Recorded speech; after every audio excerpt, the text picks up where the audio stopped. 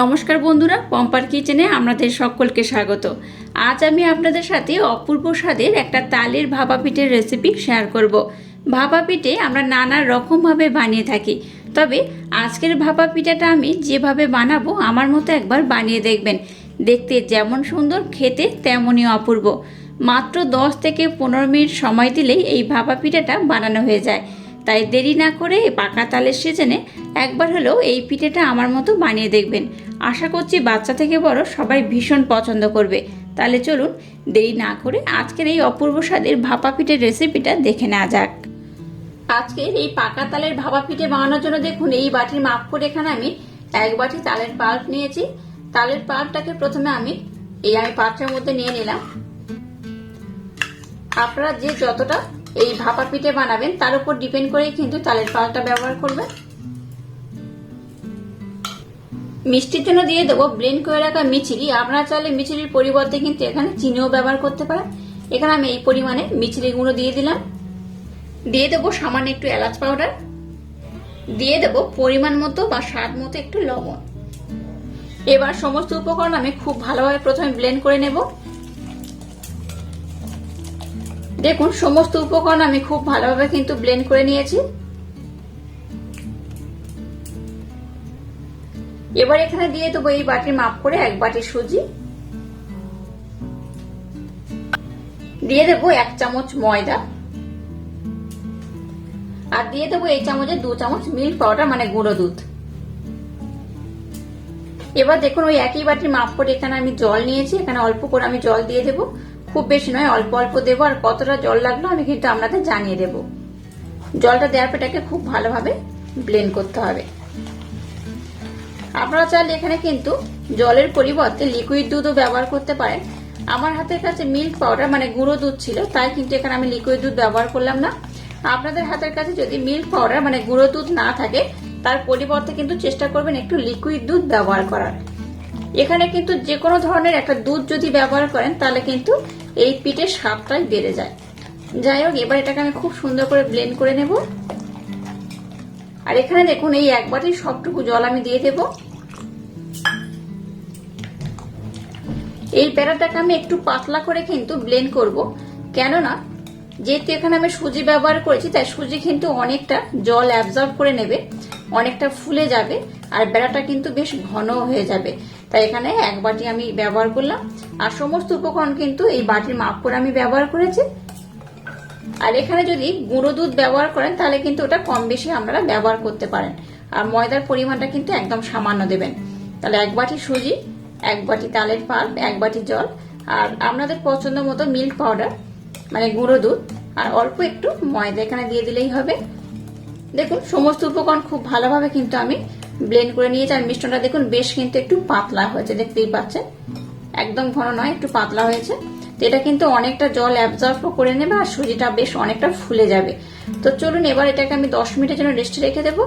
10 মিনিটের মধ্যে আমি আরেকটা কাজ কমপ্লিট করব, আপনাদের সাথে শেয়ার করা যাক। আর 10 মিনিট পর আমি দেখাচ্ছি ব্যাটার ঘনত্ব কেমন হবে আর কেমন হলে আজকের রেসিপিটা একদম পারফেক্ট হবে। এবার দেখুন গ্যাসটাকে জ্বেলে দিয়ে একটা কড়া বসিয়ে দিয়েছি। কড়াটাকে বেশ ভালোভাবে গরম করে নিয়েছি। এবার এখানে একদম সামান্য পরিমাণ আমি ব্লেন্ড করে রাখা মিছরি দিয়ে দিলাম, আর দিয়ে দেবো সামান্য একটু জল। ব্লেন্ড করে রাখা মিছরি আর জলটাকে আমি দেখুন একটু ভালোভাবে মেল্ট করে নিয়েছি। এবার এখানে দিয়ে দেবো নারকেল কুড়োনো।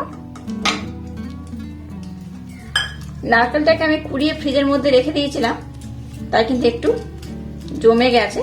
তো যাই হোক, এবার এটাকে আমি এই শিরার সাথে কিন্তু খুব ভালোভাবে জাল দিয়ে নেব।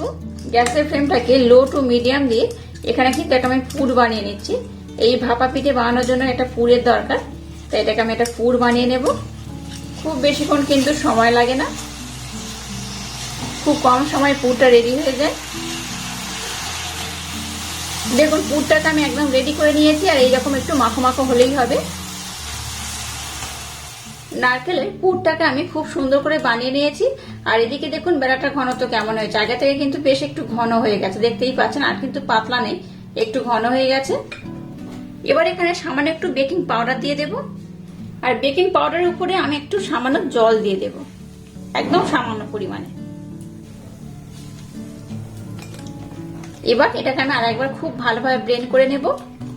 বেকিং পাউডার কিন্তু অনেকটা আগে ব্যবহার করবেন না, যখন এই রেসিপিটা বানাবেন ঠিক তার আগেই কিন্তু এই বেকিং পাউডার বা বেকিং সোডা এগুলো ব্যবহার করতে হয়। বেকিং পাউডার বা বেকিং সোডা দেওয়ার পর এটাকে খুব ভালোভাবে বা অনেকটা সময় দিয়ে কিন্তু ব্লেন্ড করার দরকার নেই, জাস্ট এইভাবে একটু নাড়াচাড়া করে ব্লেন্ড করে নিলেই হবে।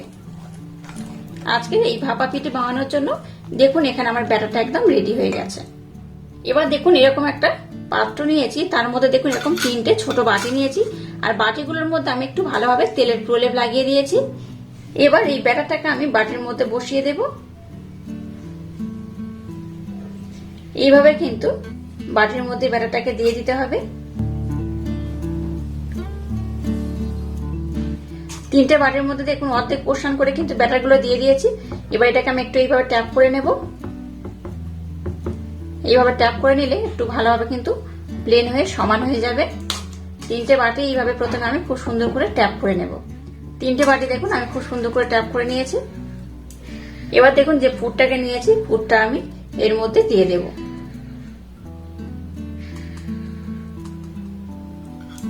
তিনটের মধ্যে সমান পরিমাণে পুর আমি দিয়ে দেবো এইভাবে। আবারও এই পুরের উপর আমি ব্যাটারটাকে দিয়ে দেব।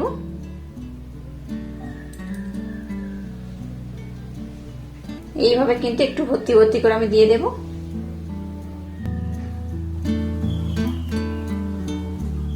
আবারও 3টে বাটিকে আমি একটু ট্যাপ করে নেব। এবার দেখুন কিছুটা আমি কিশমিশ নিয়েছি, এটাকে সুন্দর করে ডেকোরেশন করার জন্য। আপনারা কিন্তু আপনাদের মনের মতো করে এটাকে ডেকোরেশন করে নেবেন। আমি এইভাবে একটু আমার মনের মতো করে ডেকোরেশন করে দেব। এইভাবে ডেকোরেশন করলে কি হবে, এটা দেখতে খুব সুন্দর লাগবে। দেখুন কত সুন্দর দেখতে হয়েছে। একটু এইভাবে চেপে চেপে দিয়ে দেব। সবগুলোকে একইভাবে আমি খুব সুন্দর করে ডেকোরেশন করে নেব। দেখুন 3টে বাটিকে আমি খুব সুন্দর করে ডেকোরেশন করে দিয়েছি।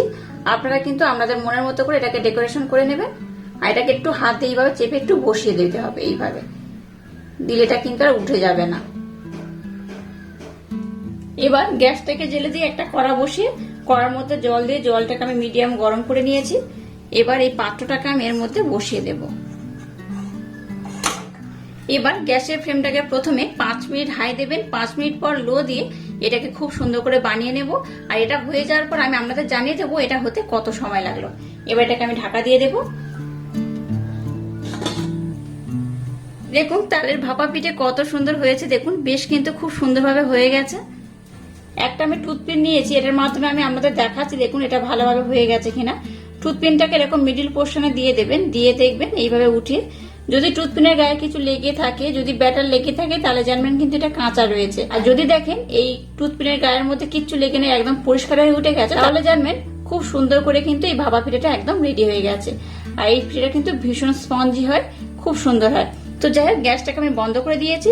এবার এই পিঠেটাকে একটু ঠান্ডা করে নেব, তারপর উঠিয়ে আমি আপনাদের দেখাচ্ছি এটা কত সুন্দর হয়েছে। দেখুন এই ভাপা পিঠেটা আমি কিন্তু বেশ ভালোভাবে ঠান্ডা করে নিয়েছি, দেখতেই পাচ্ছেন। এটা ঠান্ডা করে নিলে এটা অটোমেটিক দেখবেন এই পাত্র থেকে কিন্তু ছেড়ে উঠে আসবে, এই বাটি থেকে ছেড়ে উঠে আসবে। আর যদি দেখেন যে না উঠছে না, তাহলে কিন্তু একটু ছুরির মাধ্যমে এটাকে স্লাইড ভাবে একটু কেটে নিলেও হবে। এটা কিন্তু খুব সুন্দর দেখতে হয়। তো আমি একটা ছুরি দিয়ে কেটে নেব। একটা ছুরি নিয়ে নিলাম, যদি তুলতে গিয়ে ভেঙে যায় তাহলে কিন্তু দেখতে খুব একটা ভালো লাগবে না। তো একটা ছুরি আমি নিয়ে নিলাম। ছুরি দিয়ে এইভাবে একটু উঠিয়ে নিলে দেখবেন এটা অটোমেটিক কিন্তু খুব সুন্দরভাবে ছেড়ে উঠে আসবে। এই দেখুন, দেখলেন তো কত সুন্দর হয়েছে। আর দেখুন এই বাটির গায়ে কিন্তু কিচ্ছু লেগে নেই, একদম পরিষ্কার হয়ে উঠে গেছে। আর কতটা সুন্দর হয়েছে, কতটা অপূর্ব হয়েছে দেখতেই পাচ্ছেন। তো এইভাবে প্রথমে আমি খুব সুন্দরভাবে কিন্তু এই ভাপা পিঠেটাকে বাটি থেকে আমি উঠিয়ে নেব। আর কতটা ফুলে গেছে দেখতেই পাচ্ছেন, বেশ অনেকটাই কিন্তু ফুলে গেছে। আমি যেভাবে বানালাম আমার মতো একবার বানিয়ে দেখবেন। পাকা তালের সময় আর এই বৃষ্টির সময় এইভাবে যদি পিঠে বানিয়ে খান তাহলে কিন্তু দারুণ খেতে লাগে। এই দেখুন প্রত্যেকটা কিন্তু খুব সুন্দরভাবে উঠে যাবে, প্রত্যেকটা খুব সুন্দরভাবে উঠে যাচ্ছে, দেখতেই পাচ্ছেন কতটা অপূর্ব হয়েছে। এবার একটা কেটে আমি দেখাচ্ছি এটা কত সুন্দর হয়েছে। ছুরির মাধ্যমে এটাকে আমি কেটে নেব। এইভাবে একবার হলো ট্রাই করবেন। এই বর্ষাকালে পাকা তালের এরকম একটা পিঠের রেসিপি কিন্তু দারুণ খেতে লাগে। আর ভিতরে যেহেতু আমি পুর দিয়েছিলাম, এই দেখুন পুরে ভরপুর আর দারুণ খেতে লাগে। দেখতে তো সুন্দর হয়েছে, দেখে বুঝতেই পারছেন এটা দেখতে খুবই সুন্দর, খেতে কিন্তু আরো বেশি সুন্দর। একবার না বানিয়ে খেলে আপনারা বিশ্বাসই করতে পারবেন না কতটা স্পঞ্জি, কতটা নরম হয়েছে। দেখুন এই দেখুন, একটু চাপ দিলেই কিন্তু ভেঙে যাবে, এতটা নরম, এতটা স্পঞ্জি হয়েছে। আর ধারের পোর্শনটা দেখুন কতটা অপূর্ব হয়েছে। অবশ্যই একবার হলো ট্রাই করবেন, আশা করছি আপনাদের ভীষণ ভালো লাগবে। আর এরকম ইউনিক স্টাইলে তালের ভাপা পিঠের রেসিপিটা যদি আপনাদের ভালো লাগে, তাহলে চ্যানেলটাকে লাইক, শেয়ার, কমেন্ট এবং সাবস্ক্রাইব করবেন। আর পাশে থাকা বেল আইকনটা প্রেস করে দেবেন। তাহলে টাটা, আবার দেখা হচ্ছে নতুন কোনো রেসিপি নিয়ে।